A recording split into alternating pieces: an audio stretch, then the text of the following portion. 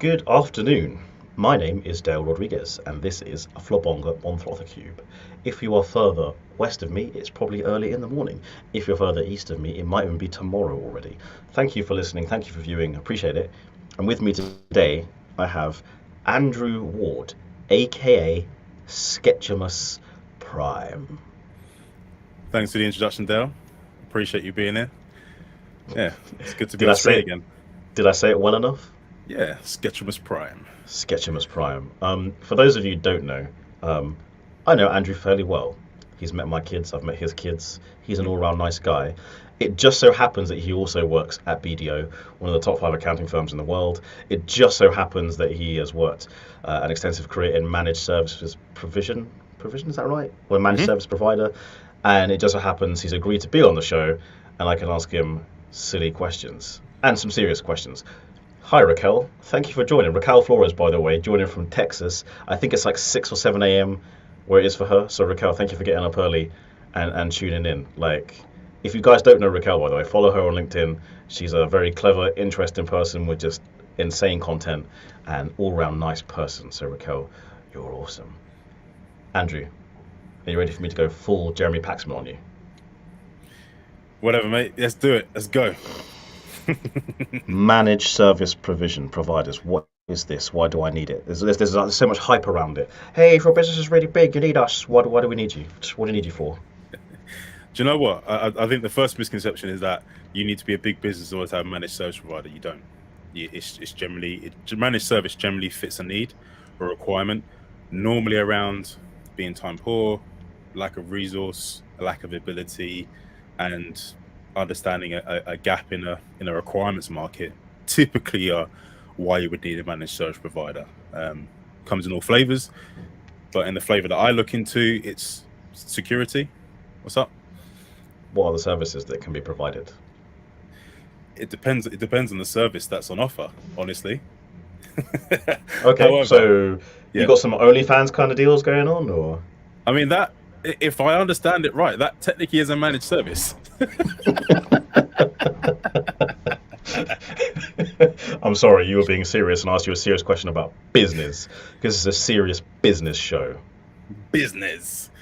So services that are on offer. If you're talking about from a BDO point of view or an Andrew Ward point of view, um, well, there's a wide range. So things like managed IT services, managed security services, so CIS-based reviews, red teaming, purple teaming, as they say, full-on 24/7 managed security operations center. I don't know what it is. Red So, team or purple teaming. It just sounds like something I'd do at a paintball event. Red team, blue team, alpha team, strike. do you know what? I have failed you. I decided to put jargon in straight away rather You than did. actually explaining it. But Hmm. I should have known you'd do this. Yeah, Catch me out on this. I already know what you mean, but this is for the layman's. This is for people who don't know what Ooh, the fudge you're talking about. ooh. Okay, I like it. So a red team, or Hmm. should we say red team, blue team, are just two sides of potentially a fence. So the best way to describe it is a red team is the offensive team, the team that knows nothing about the prize. So the prize being your data, your infrastructure, your environment, and their sole job is to find a way in. Okay. Yeah.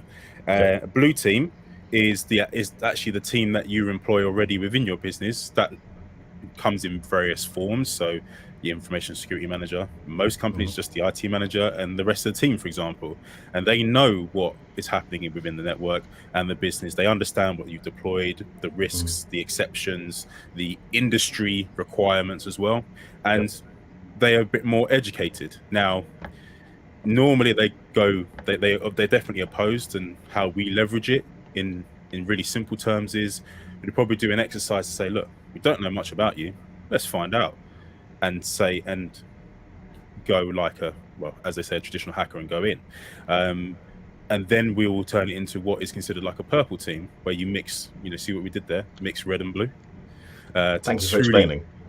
understand where it is, And see the so exceptions, that's and then that's go that's from there. that's so that's if I understood correctly, that is one aspect of Oh yeah. managed service. But like there's basically it could be whatever your IT infrastructure is.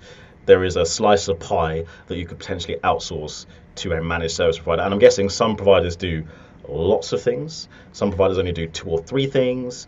I can imagine with the likes of BDO and the size you are, Hmm. you do a gazillion things. Like you said, your speciality is, did you say data protection or security? Is that what you said? It's a mixture of both of them. So if I were to go into the service that I provide and I champion, it's the managed detection and response. So it is the truly management element of managed services for security. So Again, just Raquel backing me up here. Yes, brilliant. break it down for us normies, please. Thumbs up. Thank you, Raquel. All right. Because IT people will always go into some jargon stuff. I don't know why.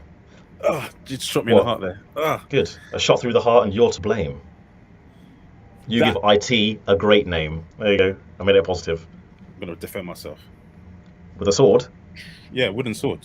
with Nice my temper. bullets. Pfft, get out of here. Neo. Oh wait, hold up. A good. That mug is legit. From Raquel, what mug are we talking about? Is it the Transformers mug? It is. It's gangster, isn't it? I love Hold it. on.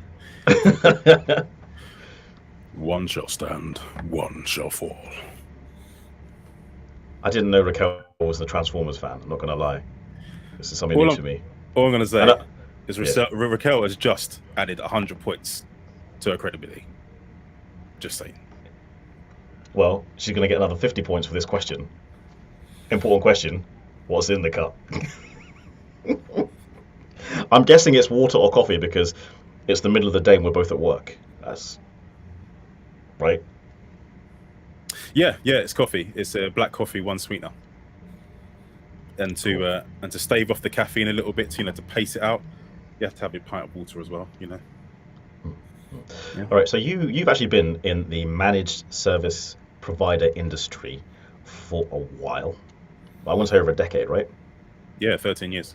Because you're way older than you look. Compliment. I am.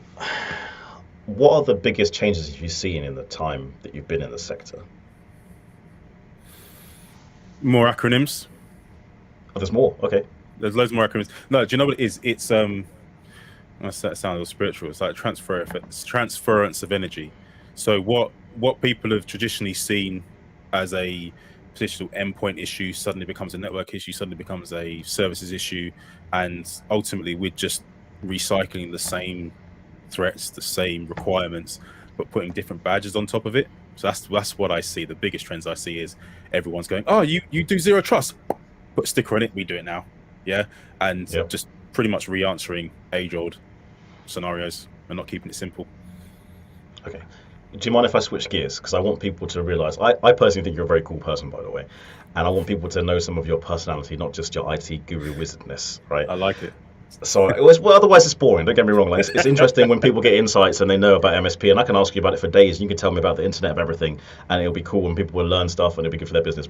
But you're a pretty cool person. First things first, I'm gonna big up a little bit. You are massive in real life. You are a hench. You are a gentle giant. How tall are you? 6'3", 6'4"? I'm actually 6'2".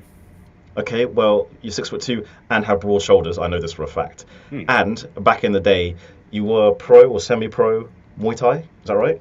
Correct. Yes. What's the difference between Muay Thai and kickboxing? I thought they were the same thing. Yeah, they're not really. So No, they're not. So most people know kickboxing, but it's American style kickboxing. Typically, the styles are very similar. You use your fists and your feet to fight. Muay Thai, as they say, the science of 8 limbs. Generally you got your shins, your elbows, your fists, your knees as weapons. Kickboxing doesn't incorporate kicks below the kneecap, generally below the waist, and generally doesn't incorporate knees and elbows. Yeah, and that's important because I feel like those are I feel like they're very important tools you would use in competition or in self-defense. Like, why would you not use your knees, elbows, or kick someone below the shin? Well, the only reason why I could suggest is probably safety elements of danger. Concussions are a thing. Have you ever broken a bone while competing or broken someone else's bone?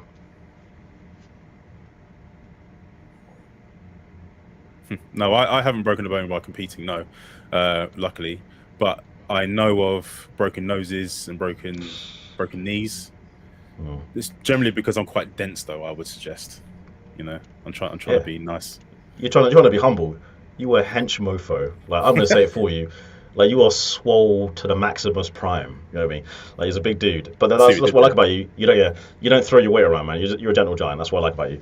The reason why I asked that question, I kid you not, I was in one of my local guitar shops and I found out the guy who was there, one of the luthiers or one of the salespeople, he used to be a Taekwondo competitor, and he told there. me a time about when someone, as it broke their shin on him. They went for a sweep and they broke themselves, which I thought was gangster. Yeah. I mean, can you imagine that? And then I reached out to my friend Andy, who does judo, and again, someone tried to do a leg sweep on him, and they broke their shin on his shin. I was like, how hard, how literally, how tough do you have to be for someone to try and attack you and they break themselves? That's You know, like well, Superman level stuff.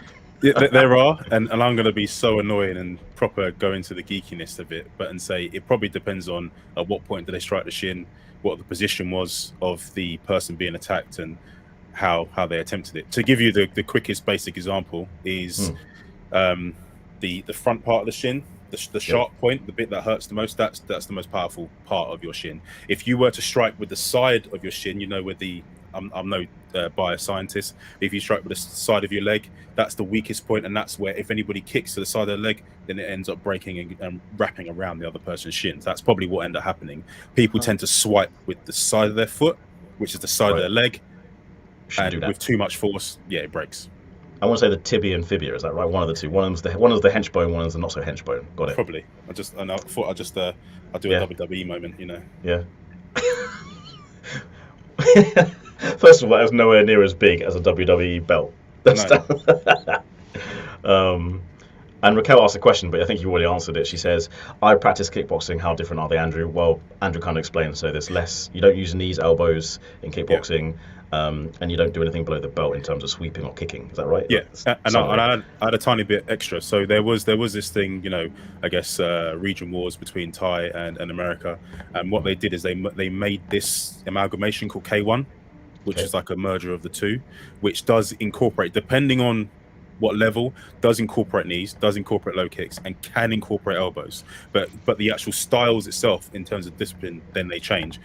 Muay Thai is more reserved, calculated like chess. You generally you strike with purpose. You sit down your punches and kicks. Kickboxing is a lot faster, like Taekwondo, really fast. And K1 is a mixture where it's a lot faster. You're scored based on activity and pressure. Muay Thai is more, you know, punches score less than kicks. If you were to kick someone in the body, that scores more points than getting punched, for example. You know, you can punch someone all day and they land 3 or 4 square body kicks, they'll win the round and probably the fight. Yeah, wow. So, you know.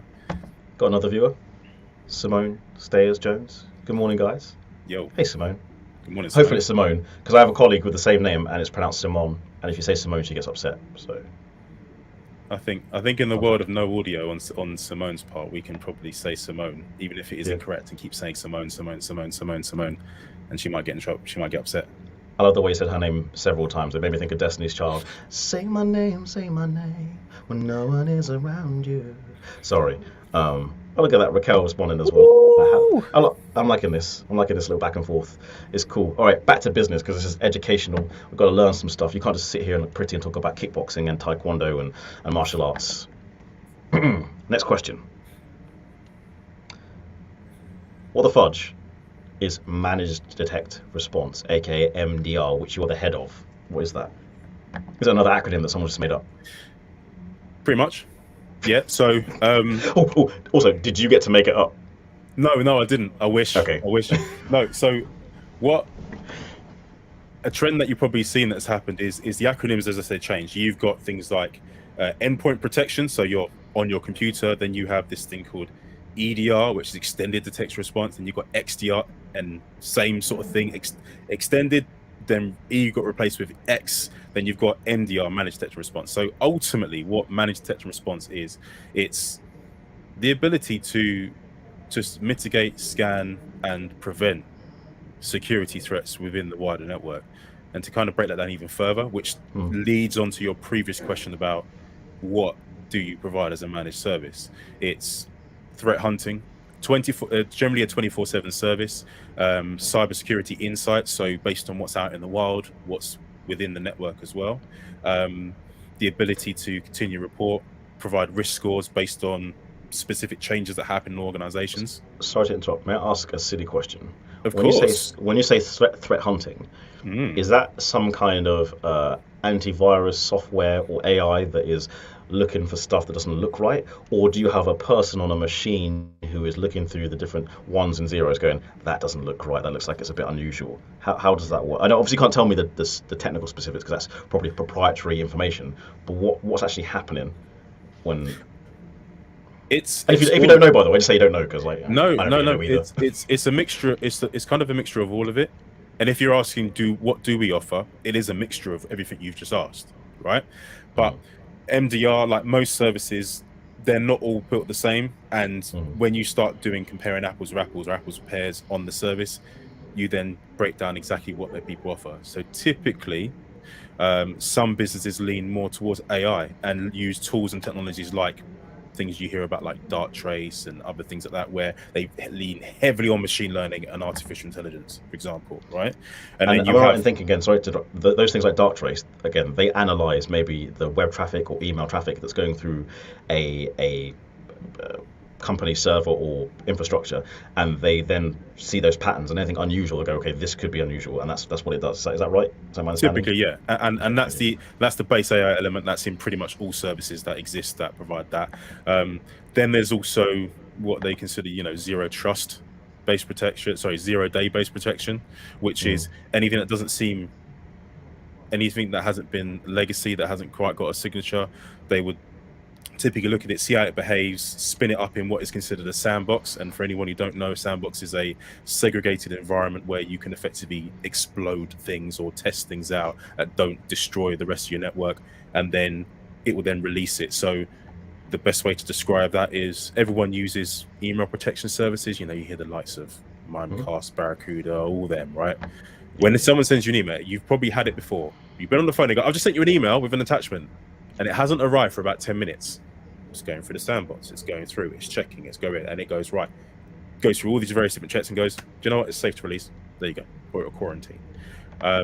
Question for people in the comments, sorry. Raquel Flores, how far away are you two location-wise? So I'm currently in Shoreditch in London in the Crescent Meads office. So, and are you at home at the moment? I'm at home. I'm in Home Bay in Kent, right, on the coast. So I'm actually further away from you than I usually am. Usually I am maybe half an hour away from Andrew in Canterbury, but today I'm a good 2 hours away. That's a weird question, Raquel. Thank you for that. Any reason why, Raquel, why did you ask that question? Not complaining. I appreciate the engagement. It's just it's an odd question to ask. Maybe she's talking. Is there a delay, Raquel? Is that what you're saying? There is an insane delay, probably, between our comments and their comments, probably. Also, let's see, we've got Brian Sagray. Morning, everyone. How goes it? He's a cool dude. Again, sorry to Andrew to interrupt you. He is I want to say a former surgeon, like a medical doctor, not just like a fake doctor, like a paleontologist. And he now does life and business coaching. And you know how like there's loads of like business coaches on LinkedIn at the moment. I'm not dissing these people, by the way, but some of them, like, you go, what's your experience? This guy is a surgeon, has run his own business for a number of years. Like, first of all, you've got to be smart to be a doctor, and he's run his own business. He kind of like, he knows it, so I'm going to give him a bit of shine. Oh, he's in Texas too. Oh man, didn't realize that. Thanks for joining, man. It's super early. Appreciate it.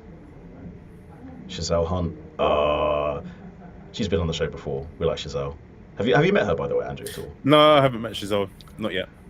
She's also based in Kent. Big up the Kent Massive. Whereabouts you based, Giselle? Cool. I was going to answer that, but I'll let her answer. All right, sorry. Bringing it back to you, Andrew. I'm sorry, I got distracted by the comments. It's not about me. It's not about the viewers. Andrew, it's about you, the guest. Would you like a serious work-based question, or would you like a personality/silly question? Let's go for the personality/silly. All right. If you're a biscuit, what kind of biscuit would you be? That accurately portrays your personality and why, but don't just pick your favorite biscuit. Hobnob. Parce que? Pourquoi? Versatile, is a bit nutty or grainy depending on your leaning, and just generally all round tasty. That was some Love Island kind of answer right there. I love it. Smooth. You're so smooth. Mark Howison. He jumped on a live stream with me last week. So the previous guest couldn't make it for various reasons. I decided to go solo for 2 minutes. I was floundering like a fish, honestly. I was like, and he was like, I'll come on live with you. He's a funny guy based in Scotland. Good afternoon, dudes. Do you have the same beard barbers? I don't think we do. No. I mean, you'd have to travel a long way to get your hair cut where I get my hair cut, so.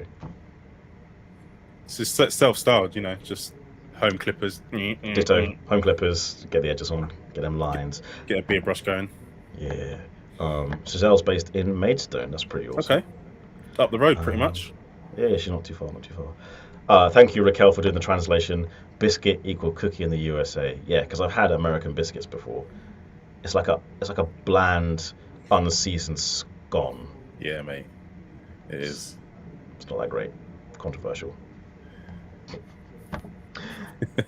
Have you always been into mechs, and why do you love them so much? And to those who don't know, mechs are mechanical devices within anime and in animation in general. They're like big ass robots. Have I or why? Do you know what? It's purely because my imagination runs at 1,000 miles an hour, and I generally like things that alter space, time, and capability.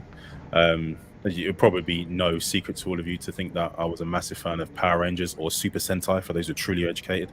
I'm not going to use the P word on stream here, Dale. I'm not going to do it. Not today.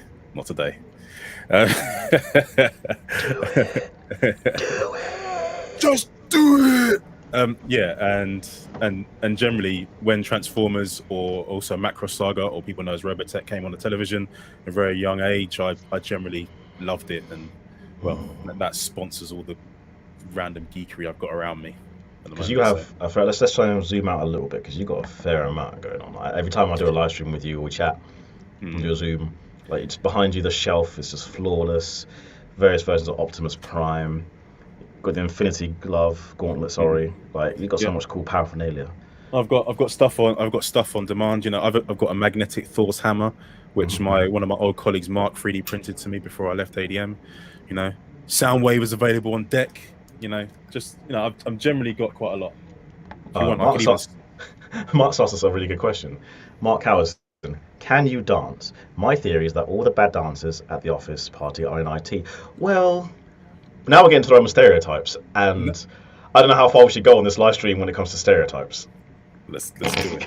So to Mark, to be specific, actually, I wonder if some of my guys are watching. But I used to be part of a street dance troupe when I was at the university, so I can. Also, I wouldn't take crap from Mark. He works in finance. Finance. All right. So do I. I know. Unofficially. You don't. Unofficially. You work for an accounting firm, but you work in IT. That's yeah. Also, we're gonna go stereotypes. By default, I got rhythm. Too soon? No. Cool. I've got a set of glasses just for that comment, actually. Yeah.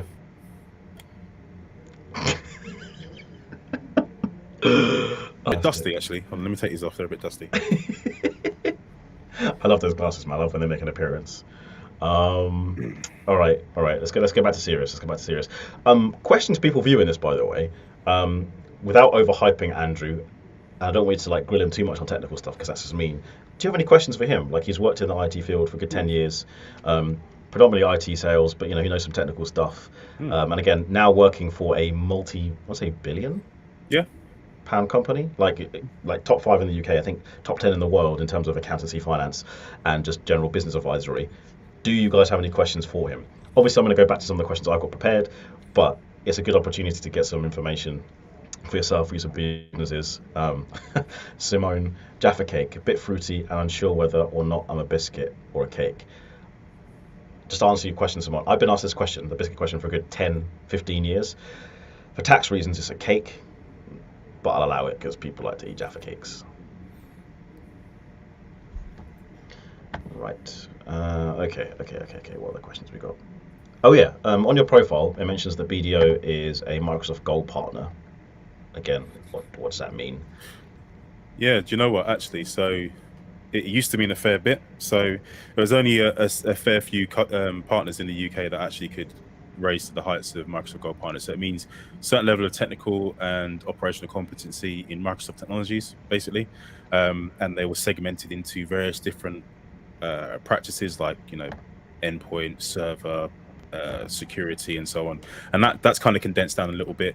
We actually are, just so I can update that, and I should change it, we're actually a Microsoft Azure MVP, which is the top level you can get to when it comes to Microsoft. MVP, most valuable player. Yeah. Sorry. So, which enables us to deliver workshops across the globe, but typically workshops around modern workplace, you know, remote working like we're doing now, better app controls, development. When you say globe, you mean the flat Earth, right? Depends on your perspective. Yeah. I'm sorry. I used to be a politician, just so you know. I know you've got some good spin going on. You've got some good spin. All right, I'm going to go into the comments because I asked the question, does anyone have any questions for you? So the first one that came up was Simone. Any vacancies? Yes. To be honest, Simone, if you manage to get a job out of this because it's live stream, that would make me so happy. It means there's value been added. Fantastic. So yeah, Andrew says yes. I don't know where you need to apply, but send your CV. Yeah, just slide into my DMs. Yeah. For business purposes, obviously, right? Yeah. And then we can talk about it. Cool. Mark Howson with a good question, because he jokes a lot, by the way. Mark does. He's got a filthy, dirty humour. It's great. But Mark Howson, explain the most stressful day when that computer virus was so tough to conquer. I don't know if you've ever had that one, but have you had a stressful day when systems aren't been working? I think they've been probably stressful scenarios, but I'm one of those annoyingly positive outlook people, where I'll see what the negative is and I'll try and find a way to turn it positively anyway, mainly as a learning experience. But I guess I could pull upon one, can't name names obviously, in that generally been suggesting that they take out 0-day protection on their endpoint services. They're a very large business, you know, when I say large, you know, mid SMB, so 150 user business, so quite substantial in the smaller market. Generally seen IT as a bottom line. It's a utility, don't really care about it. Consulting for years about it, and then they're like, well, we're too small to be targeted. They got ransomed. So it wasn't even a virus, they got ransomed. Right? And I was like, I didn't do the I told you so, but it was very much like, hey, let's figure it out. So the ability to do instant response was there. Then came this is the tough part. They're like, well, hold on. Why can't we just install the service you wanted to provide us? Why are we now having to do this other stuff to mitigate all this everything? And hold on, you're also our IT provider, you're our partner. You should have seen this, protected this, and tried to take us through all the forms of legal battle. And I just looked them plain in the eye and said, you should have listened. We're here to fix this issue. Nothing ever is 100%, but going forward, we're going to be serious about your security, aren't we? And I just shut up, and they eventually said yes. But that's an anecdotal scenario which happens a lot actually in IT. They always try and slopey shoulder it onto you when it should be a partnership, you know. Bit serious. I know. Was that the answer? No. I think honestly, thank you, because I know I joke around a lot. I know I ask silly questions. I know I dip between personal and professional. But again, this is LinkedIn. I think it's a place where people should get valuable insights. I think that's a very valuable insight. So thank you. Like, that was good. If it's dark, it's dark. So be it. And it's unfortunate it happens. You're right. It happens to businesses of any size. So yeah, that's. And I guess that's tough for you as well, because it's you want to help people, right? And I know, knowing you, if you're like me, you see yourself as a superhero, right? You like helping people. You like being strong. But your sale could be seen as a scaremongering thing, which I know is not what you're doing. But you do have to make people aware of the risks, right? And I think that's I've seen it myself in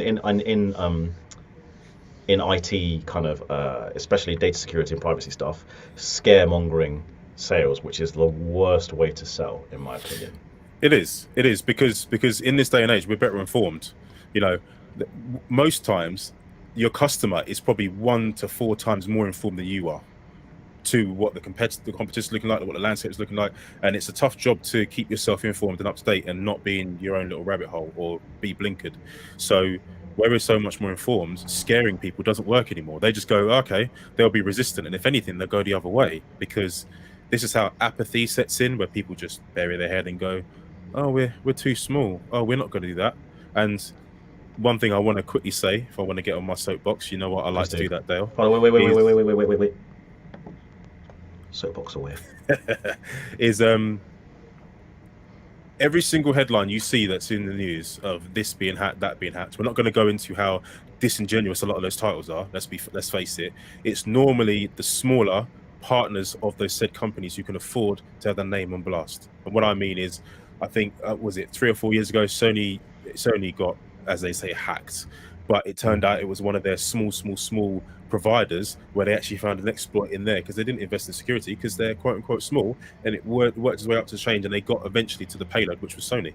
Then in theory, Sony got hacked, but via their partners who were either unable to invest because what they researched or what they advised them was too expensive, they didn't understand it, didn't have an appetite for it, or they didn't understand the true value as to why they needed security. That isn't a turning point now, which is good, but now we're in this thing where it's so saturated that everyone's saying the same thing, and all these new acronyms keep coming out, and people like me get promoted into it. That's why I had you on the show. I was like, there's so many people out there, and don't get me wrong, most people I think I network with or speak to or see on LinkedIn have best interests at heart, like 95%, 99%. But there's always that 1% who's a little bit slimy, a little bit, you know what I mean?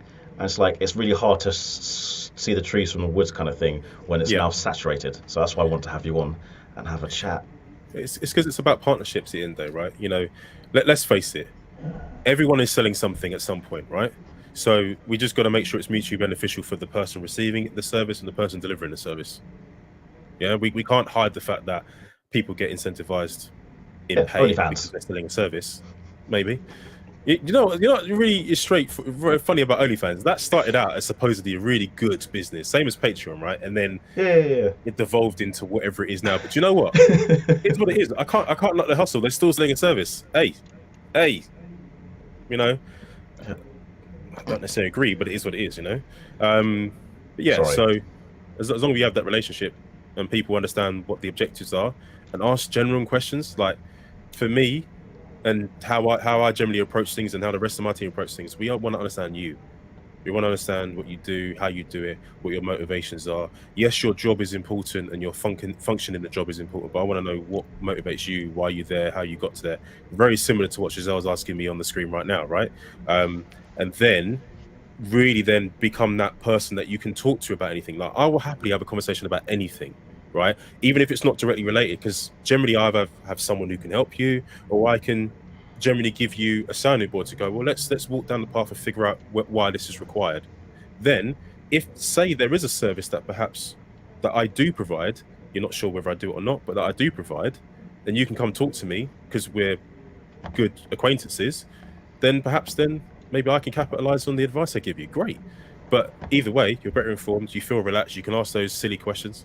I don't believe any question is a silly question, by the way. I think they don't exist. Unless they come from me, of course. Then they're generally silly questions, you know, because I'll ask you, you know, we're not going to go into that. That's another live stream. But yeah, so it's all about consultancy. It's all about understanding. People buy from people. Anyway, sales pitch over for now. In the medium, or what's the word? I can't remember the thing. In this, oh my goodness, I've lost my words, man. I've lost my words. Let's start. How about we go with Giselle's question? How did I start my career journey? Do you know what? It's a funny story. Let's walk down memory lane. No, we're not really going to do that. But generally, I worked in retail sales most of my life. Sold mobile phones. Worked with T-Mobile EE. Migrated from Croydon. You know, that's where I'm from. Yeah. South. Right. All the way through to Canterbury. Potentially offered a position for a senior management position. Found that wasn't true. And one of my good friends, who I considered like one of my sisters, Jolene, who's service director at ADM, who I worked for 10 years. By the way, congrats to Jolene. She recently got a promotion to service director. So big up Jolene. Yeah. It's a long time coming, well deserved. And pretty much said, look, hey, you know, we're looking for salespeople. What do you think? I generally sent my CV from my very unprofessional 16-year-old Hotmail address, you know, my Hotmail address that I made when I was 16, and I apply for jobs with it, you know, one of those. It's cool. I've still got mine. It's crimsonchaos@hotmail.co.uk. I don't use it for proper stuff, but yeah, it's still there. And you know why it's Crimson Chaos? Because the Red Ranger was my favorite Ranger. That's why. Hey, I love the Red Ranger. Love him. I mean, to be fair, the Black Ranger was the one. Mainly because it channeled my energy, because I liked the dance and was cheeky, but yeah. I mean, the Blue Ranger was all right there. He was up there. He was smart in it. But yeah, He was so techie. He was techie. I liked it. Yeah, yeah. he was techie. But yeah, Sorry. so yeah, that's what it was. So I applied, and you know what it was? You know what's really funny is I thought I knew loads about IT because I could build a PC. How wrong I was. I wanted to be an engineer. And then when I joined, ADM and went in there, and I was like, oh, they're talking about small business server and shadow copies and volume storage. I was like, oh, fuck. And then they were like, yeah, you're not in tech. And then I went into sales and just translated my retail face-to-face and customer service skills into professional services and IT sales. And generally, that's it. Summary. Thank you. Raquel's got a question. Dale, am I catching different accents in both of you? That is correct. Our accents are ever so slightly different. Yes. I'm not embarrassed to say it. People often tell me I'm fairly well spoken. You know what? And that's interesting because Raquel, you touch on something that's called as they consider code switching. Actually, do you know what? I'll add to my quick story, Giselle. So this is the problem. My brain goes at a million miles an hour. That's right. The reason why I was able to join the IT sphere, right, was because Joe, who's basically like my sister, I was taking photos in a local club that they were part of, and I was the event photographer basically, and we got talking about bits and bobs. She said that she's a super high level geek, godlike geek at ADM, and that's how it happened. So through my vocation, I got my my career. Anyway, but yeah, if we go back to what Krell said, Yep. yeah, do you know what? We get that a lot. So I'm generally, because I'm excited, I'm high on probably 2 cups of coffee. Generally, my South London accent comes out quite a lot, typically. But when it comes to general speaking, talking to anyone, and it's just automatic because my mum was a teacher for so many years. Generally, I normally speak more like Dale. Elocution, crot the I's, dot the T's. Don't have any slang in that. But because I'm with Dale, Sometimes I can relax. It's a London thing, isn't it? You get me? It's a London thing, yeah. It's a London thing. Love that jam. That's a good jam. Right. All right. Back to my questions. In the franchise of Street Fighter, Ryu or Ken, who is better? Who do you pick each time? Ken. For real? Because I'm a Ryu guy. Or Ryu. Right. Okay. Right. So if we're being real here, Hadouken. Ryu's target combo, right, is the second best powerful target combo you have in the franchise, right? Ryu is hella strong. He's not even a glass cannon. But Ken is my guy because he's got loads of energy, generally flashy, fire. He's been my guy. And also, he was the first person I learned how to do a Dragon Punch with. So, and I was always player 2. So that would explain why. Okay, fair player enough. Because I was always player 1. That makes sense. Do roundhouse kicks work in real life? Yes. For real, like if you know what you're doing and you're trained, and keep going. I know every martial arts instructor will say this: never fight, always run or back down. But Correct. if you had to be, you can actually use a roundhouse kick in real life and defend yourself. You can. I mean, but we've all been there. I mean, I studied karate and taekwondo when I was a little younger. Got very proficient at it. And you have this thing where you, at some point in your life, you want to you walk around like a non-powerful Power Ranger, thinking you know it all. Then you get humbled, right?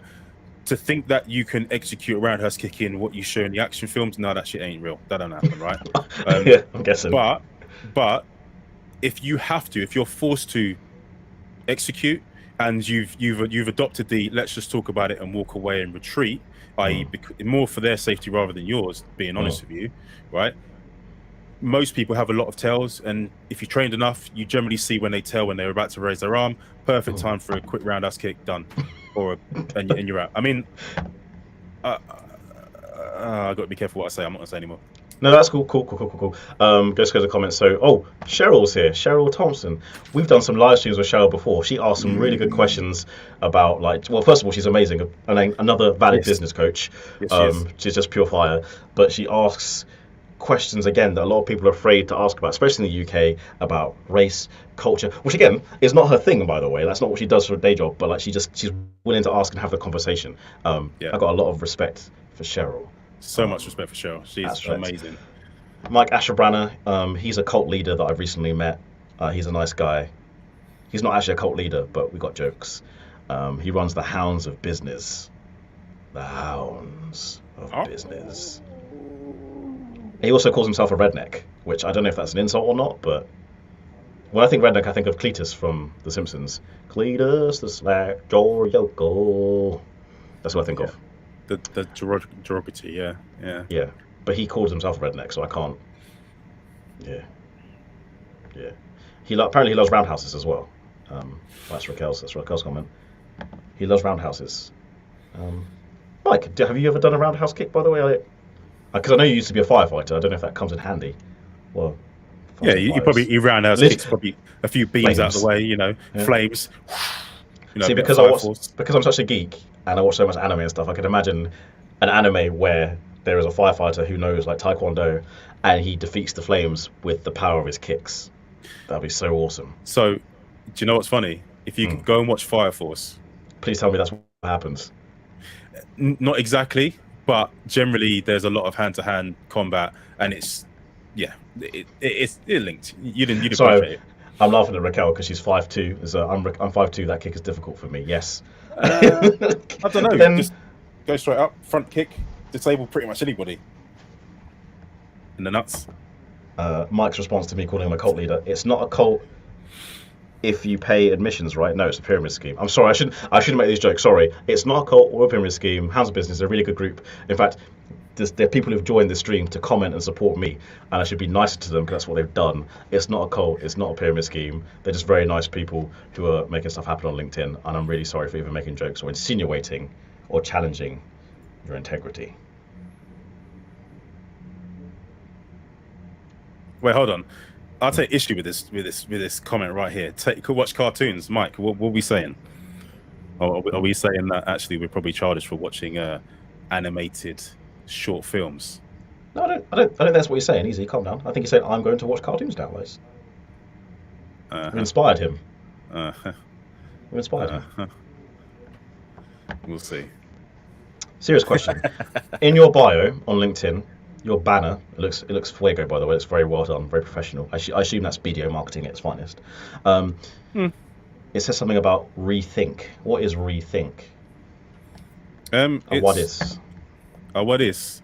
So what it is, BDO have actually established 3 main pillars in the organisation going forward in terms of what to target and how to move forward. A lot of it links around sustainability, energy, and also just basically making the most out of your investment, and actually finding ways in which we can re-establish an old, decrepit process, within client and partner relationships within supply chain to say, okay, how can we actually reimagine it? How can we truly ask the questions that are relevant for today to then reimagine that service to provide a better service going forward? That's it. Okay. Yeah. Okay. Comment from Cheryl Thompson: my stepchildren go to martial arts and I'm going to have to join myself as I get more involved from the sidelines. I love the respect it teaches. You're right. Yes. The discipline and the camaraderie in martial arts is very cool. It's one of those places I think a lot of people can learn stuff from, not just the physical fitness, not just, not Cobra Kai style trying to kill people, but actually learning discipline and respect for other people. Definitely 100% Cheryl. Mike: I'm going to watch cartoons because Dale made me cry. I'll say what I said to my 3-year-old daughter, right? I said to her, stop crying, your tears only make me stronger. There we go. And I love her, Mike, by the way. She's my daughter, so... Dale is the forever antagonist. Yes. Mike is super funny. Don't take him seriously. He's always joking around. Love him. Yeah, no, I'm vested about as well. Don't take this face seriously. Oh my gosh, Cobra Kai never dies. Well said, Mike. Well said. Okay. Let's take it back to another serious one because I want this to be like the kind of final point or second to last point.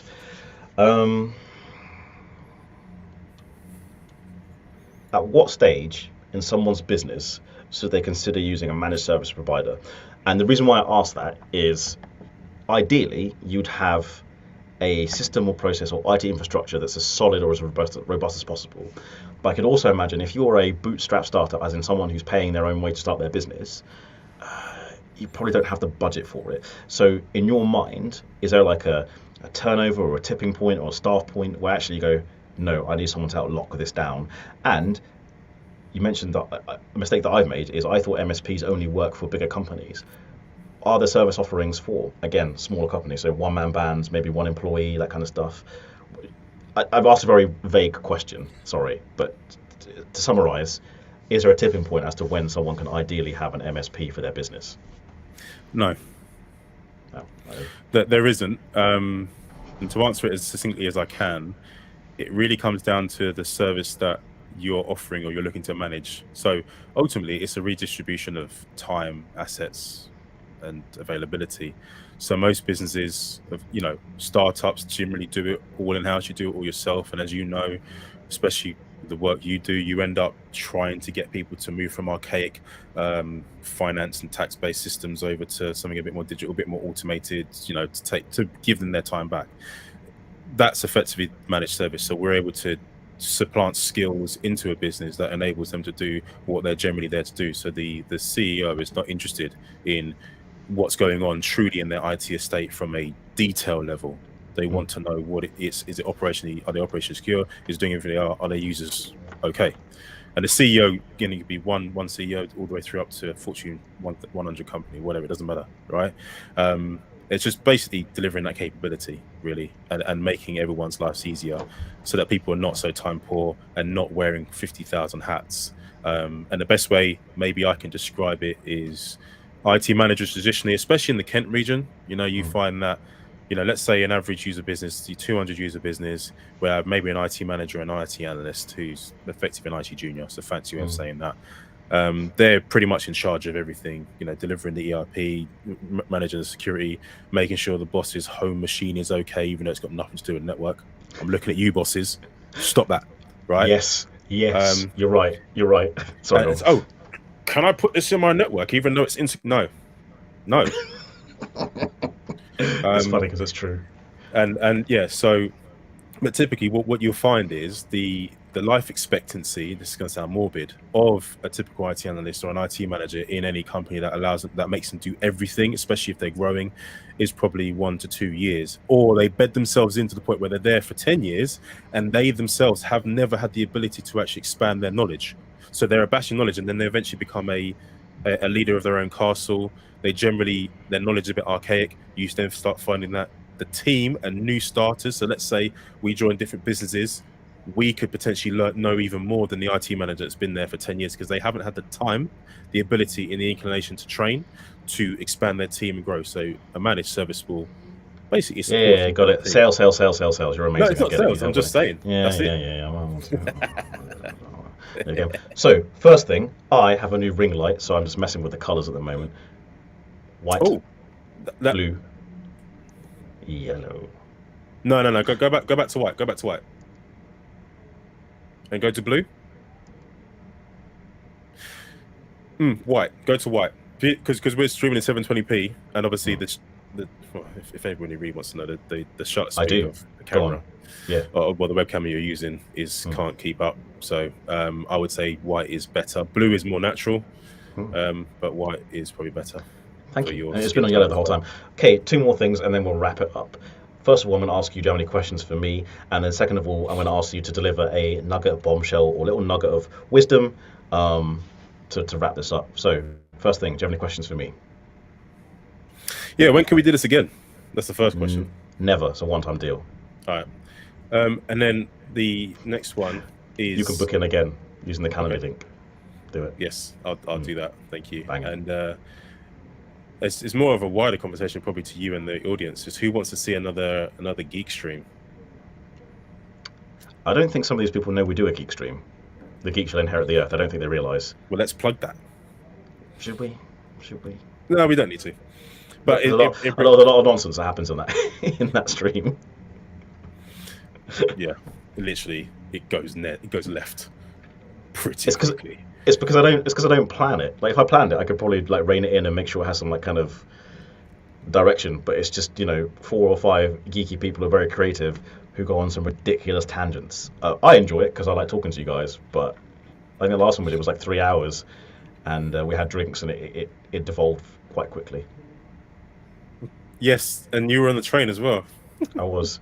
And the best thing is, I'm going to stitch you up, Andrew. Sometimes Andrew calls the audience peasants. Yes.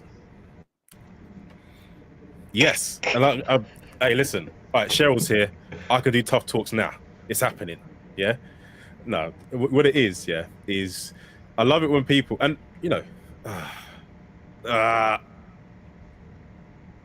Say it. Do you know what's funny, right? I find it interesting how being a geek is now super cool. I remember being I wasn't back bullied in the and day. picked up, picked on, and all that stuff. And now everything that we generally hold sacred is now being exploited. I mean, I know that's the state of capitalism, I know, right? But now it's like, oh my gosh, geeks are amazing. They're this to that. And I'm like, I'm a geek. I'm like, I get it. Everyone technically is a geek based on the subject they know and they like, technically. But you ain't. Right? And then when people come and talk to me about stuff, I don't know everything, and I'll say I don't know everything. But when they come and talk to me about something that I know extensively, I go, oh yeah, blah blah blah blah, and I'll set some traps, and they go, oh, I know this, and then, you know, some people go extra, and I go, stop talking to me, you peasant, you don't know anything about it. Love it. All right, to round this off, because you've been an amazing guest. Thank you, by the way, for answering my questions. Thank you for letting me interrupt you. Thank you for engaging with the audience. Audience peeps, thank you for coming. Thank you for commenting, because without you, this is dull. Without guests, without people commenting, this is very, very dull. So I appreciate you all, seriously.